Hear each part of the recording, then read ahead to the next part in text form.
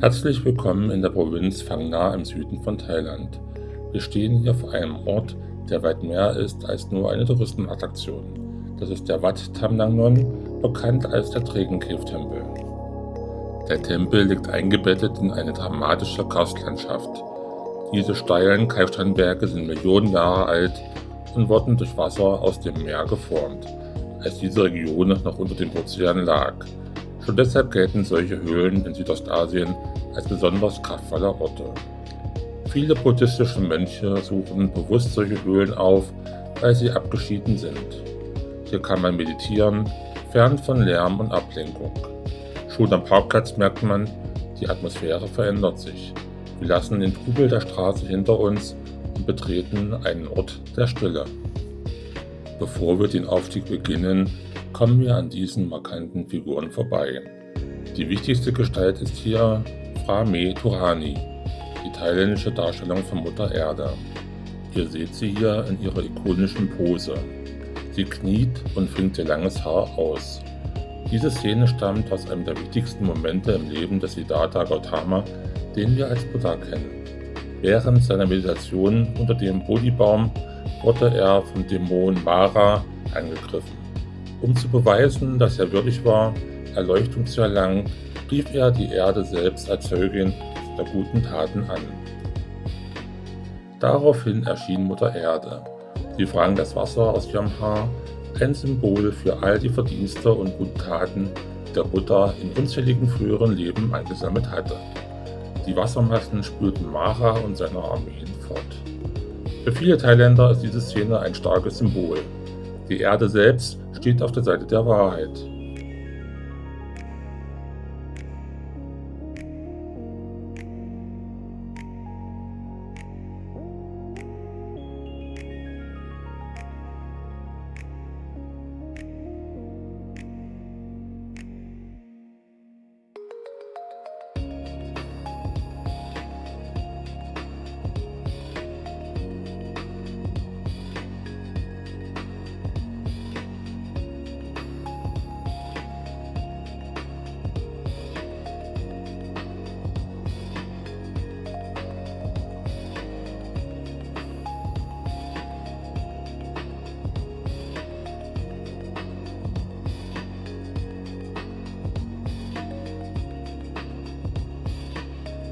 Bevor wir weitergehen, halten viele Besucher hier kurz inne. Eine Blume niederzulegen ist in Thailand eine einfache, aber wichtige Geste des Respekts. In der buddhistischen Tradition symbolisieren Blumen auch die Vergänglichkeit. Sie sind schön, aber sie verwelken schnell. Genau das erinnert uns an eine zentrale Lehre des Buddhismus. Alles ist vergänglich. Viele Besucher nutzen diesen Moment auch für ein stilles Gebet oder einen Wunsch. Doch für die Einheimischen geht es vor allem darum, die Erlaubnis der Prinzessin Nang Non zu erbitten, diesen Ort zu betreten. Denn der Berg hinter uns ist nicht einfach nur ein Berg. Der Legende nach ist er der versteinerte Körper einer Prinzessin. Die Geschichte von der Prinzessin Nang Non ist tief in der lokalen Kultur verwurzelt. Der Legende nach war sie eine Königstochter, die sich in einen einfachen Stallburschen verliebte. Da ihre Liebe verboten war, flohen die beiden gemeinsam in diese Berge. Doch ihre Verfolger holten sie ein.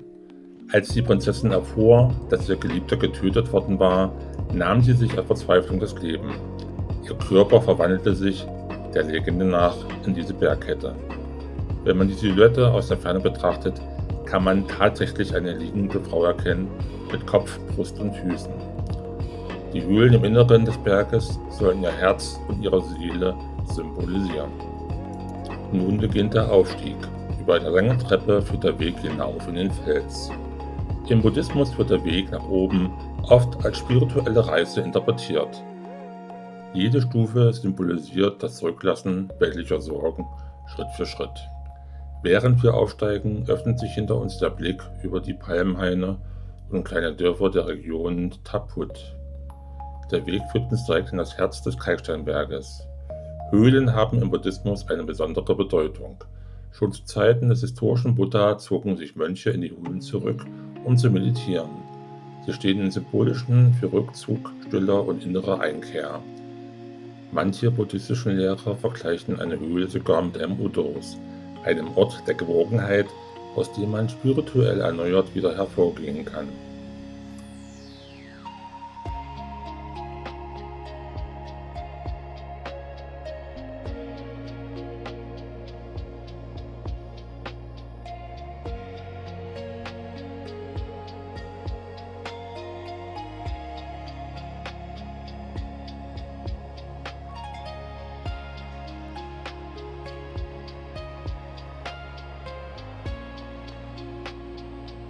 Sobald wir die Höhle betreten, verändert sich die Atmosphäre sofort.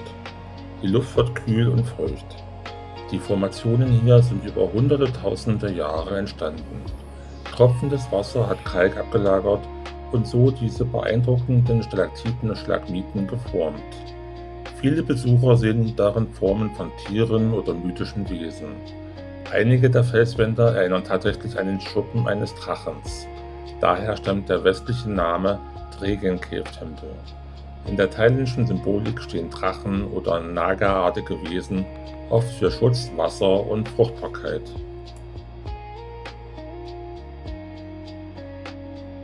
Doch dieser Tempel hat noch eine Besonderheit. Der Wat Tham Nang Non ist auch ein Zentrum für traditionelle thailändische Medizin. Die Mönche hier sammeln Kräuter aus dem umliegenden Dschungel. Viele dieser Pflanzen wachsen nur in dieser feuchten Karstlandschaft.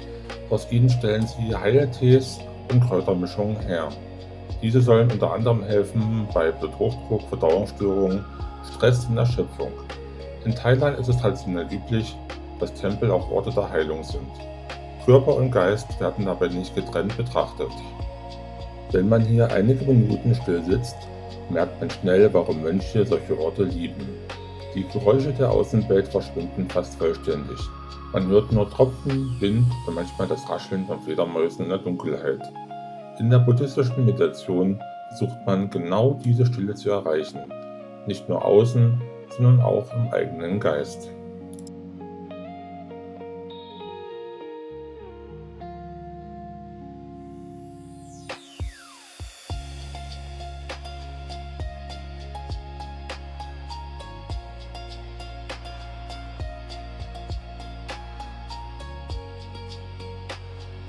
Als wir tiefer in die Höhle gehen, entdeckten wir eine Figur, die mich persönlich besonders beeindruckt hat. Als ich mich dieser Figur nähere, ist es einer der Momente, die mich hier am meisten berührt haben. Irgendetwas an ihrem Blick, an dieser Ruhe, hat sofort eine ganz besondere Wirkung auf mich. Es fühlt sich fast so an, als würde sie den ganzen Raum beobachten und gleichzeitig beschützen. Auf den ersten Blick könnte man denken, es sei eine Buddha-Darstellung. Aber tatsächlich ist diese Figur etwas ganz anderes. Was wir hier sehen, ist sehr wahrscheinlich eine weibliche Naga-Schreinfigur, also eine Art Schutzwesen, das tief in südostasiatischen Glauben verwurzelt ist. Nagas sind mythische Schlangenwesen, die mit Wasser, der Erde und verborgenen Kräften verbunden sind. Sie gelten als Beschützer, als Wesen, die zwischen der menschlichen Welt und der spirituellen Welt stehen. Und genau das erkennt man hier in den Details. Der aufwendige Kopfschmuck wirkt fast wie eine Krone. Aber wenn man genauer hinschaut, erinnern die Formen an Schlangen, an Energie, an etwas Lebendiges. Es ist keine einfache Dekoration, sondern ein Symbol für Macht, Schutz und spirituelle Präsenz. Auch der Ausdruck des Gesichtes ist typisch, ruhig, fast überirdisch, mit einem leichten Lächeln. Nicht wie eine Person, sondern wie eine Wesenheit. Besonders spannend ist, dass diese Figur wahrscheinlich Teil eines lokalen Schreins ist. Oft werden hier ein männliches und ein weibliches Schutzwesen verehrt. So etwas wie eine spirituelle Großvater- und Großmutterfigur des Ortes. Und das passt perfekt zu dieser Höhle. Denn solche Orte gelten traditionell als Verbindung zur Unterwelt, zur Natur, zu verborgenen Kräften. Genau dort, wo man auch die Nagas vermutet. Für mich macht genau das diesen Moment so besonders. Du stehst hier nicht einfach vor einer Statue, sondern vor etwas, das für die Menschen hier lebendig ist. Ein Ort des Glaubens, des Respekts und vielleicht auch ein bisschen des Geheimnisses.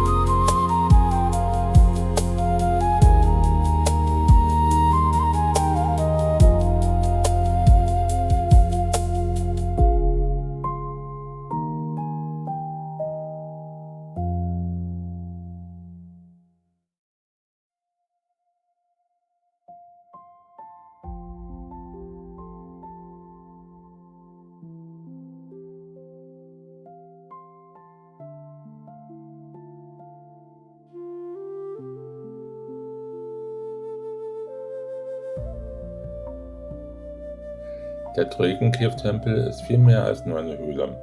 Er verbindet Legenden, Natur und Spiritualität miteinander. Ein Ort der Heilung für den Körper durch Kräutermedizin und für die Seele durch die tiefe Stille des Berges. Wenn ihr das nächste Mal im Süden von Thailand unterwegs seid, lohnt sich ein Stopp hier ganz besonders. Nehmt euch Zeit, atmet tief durch und vielleicht verspürt ihr selbst ein wenig von der Energie der Mutter Erde und der schlafenden Prinzessin. Vielen Dank, dass ihr mich auf diese Reise begleitet habt. Bis zum nächsten Mal.